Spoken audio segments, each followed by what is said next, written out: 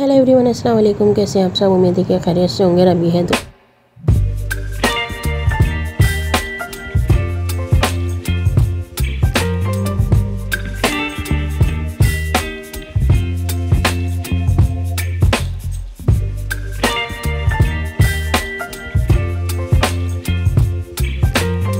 तैयारी कर रही थी। मैंने मूंग की दाल पकने के लिए रख दी थी और ये था कि उसके बाद मैं आ गई थी किचन से फारिग होकर रूम में, ताकि जब तक दाल पकेगी। और यहाँ के देखा तो ये कौवा जो है ना इस ग्रिल पे यानी इसकी खिड़की पे बैठा हुआ चिल्ला रहा था। गैलरी का डोर भी बंद था और इसे हम लोग नज़र नहीं आ रहे थे क्योंकि मैं भी किचन में काम कर रही थी और सिस्टर भी दूसरे रूम में थी। इसलिए तो अक्सर ये होता है कि अब इसने ये कर लिया, यहाँ पे आगे बैठ जाता है, चिल्लाता रहता है जब इसको खाना या पानी वगैरह चाहिए होता है। तो ऐसे खाना रखा, पानी रखा और ये खा पी के चला गया था। और उसके बाद यहाँ पे दाल भी गल गई थी। मूंग की दाल मैंने पकने के लिए रखी थी। इसमें नमक, थोड़ी सी लाल मिर्च और हल्दी डाल के मैंने इसे पकने के लिए रखा था, पानी डाल के। और वैसे भी मूंग की दाल जल्दी गल जाती है। इसमें हरी मिर्च, हरा धनिया डाल के मैंने इसे मिक्स कर लिया था और मैं बना रही हूँ अभी दाल के पराठे। वैसे भी आजकल कराची का मौसम फाइनली सही हो गया है, यानी 4-5 दिन से हवा चल रही है, थोड़ा मौसम ठंडा है। तो ये है कि जब सर्दी आती है तो यही मज़े मज़े खाने का दिल करता है, या पराठे वगैरह या इस तरह की चीज़ें बन रही होती हैं। तो आज काफ़ी टाइम बाद मैंने मूंग की दाल के पराठे बनाए हैं। वैसे गर्मियों में इतना ज़्यादा हैवी खाने का मूड नहीं होता, लेकिन सर्दियों में तो ज़ाहिर बात है दिल करता है। और अभी तो सर्दियाँ स्टार्ट ही हुई हैं और मुझे फ़्लू हो गया है। वैसे सर्दियों में ज़्यादातर ये होता है खांसी, नज़ला या फीवर वगैरह तो वैसे भी रहता ही है।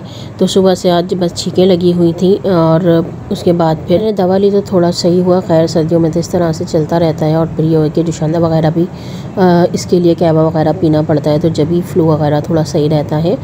और यहाँ मैंने पराठे बनाने शुरू कर दिए हैं। वैसे ज़्यादातर ये होता है आलू के पराठे बनाऊँ या दाल के पराठे बनाऊँ, मैं इस तरह से डबल में करके बनाती। ये होता है कि एक पेड़ा लेके और उसमें फिलिंग करके फिर उसे बेल के बनाते हैं, लेकिन उस तरीके से मुझे इतना ज़्यादा अच्छा नहीं लगता बनाना पराठे। इस तरीके से मुझे ज़्यादा अच्छे लगते हैं डबल करके, और इसी का टेस्ट भी मुझे ज़्यादा मज़े का लगता है। तो पराठे मैं इसी तरह से बनाती हूँ। और पराठों में मैं तेल भी लगाऊंगी, घी भी लगाऊंगी, यानी थोड़ा सा तेल और थोड़ा सा घी।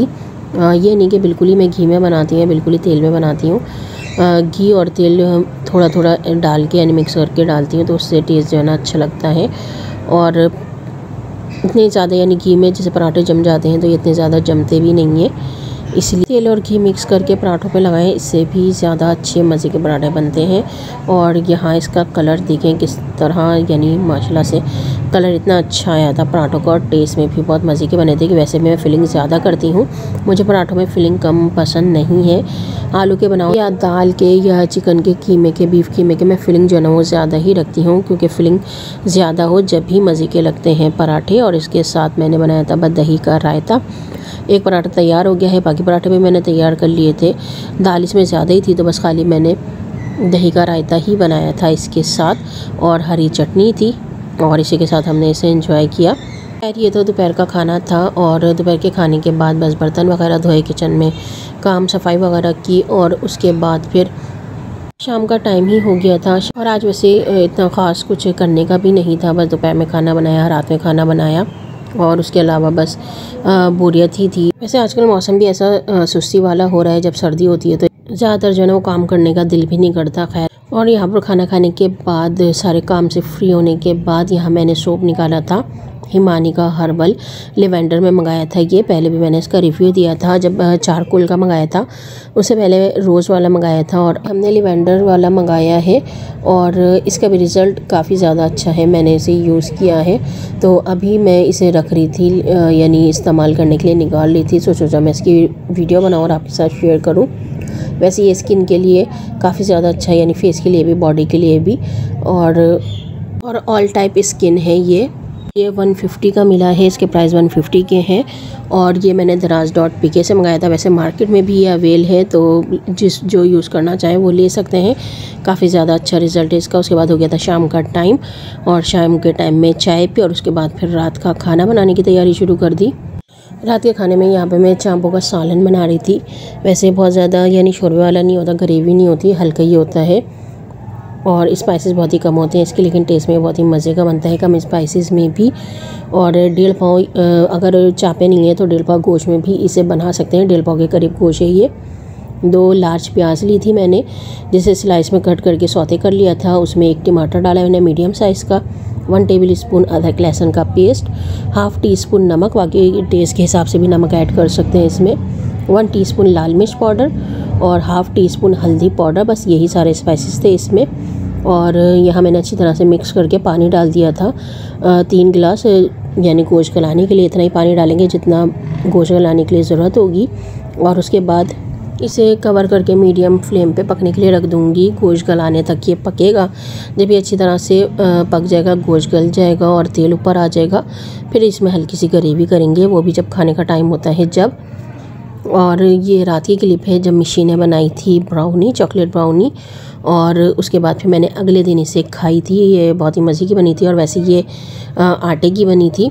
और कभी मैं इसकी रेसिपी शेयर करूँगी कि बिना बेकिंग सोडे के यानी बेकिंग पाउडर के और मैदे के मज़े वाली ब्राउनी जो है ना वो कैसे बना सकते हैं, और आसानी के साथ, बहुत ही आसानी के साथ ये घर में बन जाती है। ब्राउनी को वैसे भी जब रख कर खाओ, यानी 5-6 घंटे रख कर या अगले दिन खाओ, जब इसका टेस्ट ज़्यादा मज़े का लगता है। तो रात में बना के हमने फ्रिज में रख दी थी, अगले दिन खाई थी। थोड़ी जम भी जाती है, तो यानी ऊपर से जो चॉकलेट वगैरह होती है तो इसलिए और ज़्यादा मज़े की लगती है। जैसे बेकरी से हम लेते हैं वैसे ही इसका टेस्ट आता है। और यहाँ सालन भी तैयार हो गया है। जब मैं खाना खाने के लिए रोटी बना रही थी, जब भी मैंने इसमें थोड़ा सा हाफ़ कप पानी डाला था ग्रेवी के लिए। जब इसका तेल ऊपर आ गया था, बिल्कुल भुन गई थी, मैंने चूल्हा बंद कर दिया था। और जब रोटी बना रही थी, जब मैंने इसमें हाफ़ कप पानी डाल के थोड़ा सा बॉईल दिया, ताकि गोश्त में मसाला लगा हुआ होता है वो भी गोश्त से हट जाए और ग्रेवी भी थोड़ी बन जाए। और उसके बाद ये क्लिप है सैटरडे की, सैटरडे नाइट। रात के टाइम मैंने बनाया था चिकन कॉर्न सूप। वैसे भी अब सर्दियाँ शुरू हो गई हैं तो कॉर्न सूप और यखनी सूप ये सारी चीज़ें बनती ही रहेंगी। और यहाँ हमने कॉर्न सूप को एंजॉय किया। वैसे ही बहुत ही मज़े का बनता है और घर में भी बाज़ार जैसा चिकन कॉर्न सूप बना सकते हैं बहुत ही आसानी के साथ। इसकी रेसिपी मैंने शेयर की हुई है, तो देखकर आप लोग भी बना सकते हैं। और वैसे कॉर्न सूप या यखनी सूप मैं ज़्यादातर घर में ही बनाती हूँ। बाज़ार का कॉर्न सूप या यखनी सूप बहुत कम ही पीने में आता है, घर में बहुत मज़े का बन जाता है।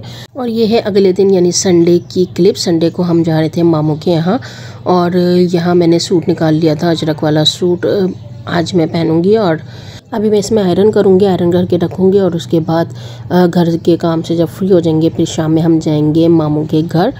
और यहाँ बाबा जो है ना काफ़ी सारी मूली लेकर आ गए थे। यहाँ मूली मिशी ने सारी काट के और बना के रख दी है। ये एक साथ ही नहीं बनेगी सारी, से बॉईल करके रख लेंगे फ्रीज़र में, और जब खाना होगा तो थोड़ी सी निकालेंगे, इसे पकाएंगे, पानी ड्राई हो जाएगा और उसके बाद फिर इसमें थोड़े से स्पाइसेस ऐड करके भगाड़ लगा के ये बिल्कुल मज़े की सब्ज़ी तैयार हो जाती है। फिर में बाबा हलीम बिरयानी भी लाए थे, वो खाया था। रात का सालन रखा हुआ था वो खाया था। और उसके बाद फिर तैयार हो के हम आ गए थे मामू के घर। यहाँ के सबसे मिले, सबसे बातें वगैरह की। और वैसे भी शादी के बाद यानी कज़न्स की शादी के बाद हमारा यहाँ पे काफ़ी टाइम बाद आना हुआ है, तो खैर काफ़ी मज़ा आया। आज भी कज़न्स की गैदरिंग थी, सब लोग थे और बातें वगैरह चल रही थी। और शादी की बातें कि शादी में काफ़ी ज़्यादा हम लोगों ने एंजॉय किया, बहुत मज़ा किया। और टाइम बाद हम लोग सब एक साथ हुए थे, इसलिए बस बातें वगैरह ही चल रही थी। और यहाँ पे फिर हमने खाना खाया, और खाने में बनाई थी कज़न ने चिकन कढ़ाई और निहारी मंगाई थी बाज़ार से। वैसे यहाँ पर गैस का काफ़ी ज़्यादा मसला हो रहा है, गैस जो है ना वो नहीं आ रही है बिल्कुल भी, जिसकी वजह से खाना बनाना मुश्किल हो रहा है। रोटी तो यहाँ पे बिल्कुल भी नहीं पक रही। बस हमारे एरिया में भी गैस कम आ रही है, लेकिन इतनी आ रही है कि खाना आराम से पक जाता है, रोटियाँ बन जाती हैं। लेकिन यहाँ और दूसरे एरियाज़ में काफ़ी ज़्यादा परेशानी है, जिसकी वजह से खाना बनाना बहुत मुश्किल हो रहा है इन लोगों को। खैर यहाँ हम लोगों ने खाने को एंजॉय किया, और निहारी भी मज़े की थी, कढ़ाई भी मज़े की थी। और शीरमाल के साथ निहारी जो है ना वो बहुत ही मज़े की लगती है। और इस बार शीरमाल भी मज़े के आए थे, वरना मुझे हर जगह की शीरमाल पसंद नहीं आते। लेकिन ये जो लेकर आया था कज़न, यहाँ के शीरमाल काफ़ी मज़े के थे। यहाँ हमने खाने को एंजॉय किया।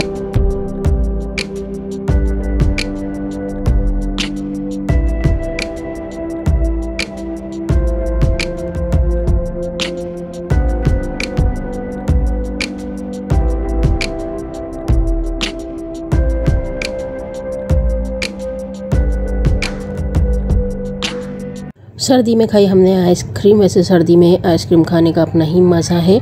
और आइसक्रीम खाने के बाद बस बातें वगैरह चलती है। बाद काफ़ी लेट हो गया था, अब हम जा रहे हैं घर। और इतनी लेट नाइट भी कराची की रौनक है ये, माशाल्लाह से काफ़ी ज़्यादा रौनक थी। और यहाँ लेट नाइट ऐसे ही रौनक रहती है। अभी ठंडी ठंडी हवा चल रही थी, ठंडा मौसम था, तो काफ़ी ज़्यादा बाहर जो है ना वो मज़ा आ रहा था।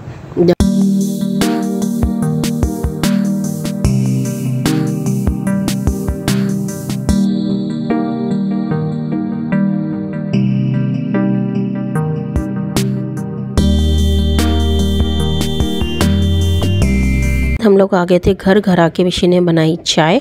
और आज का मेरा व्लॉग बस इतना ही था। खुश रहिए, सबके साथ अच्छा टाइम स्पेंड कीजिए।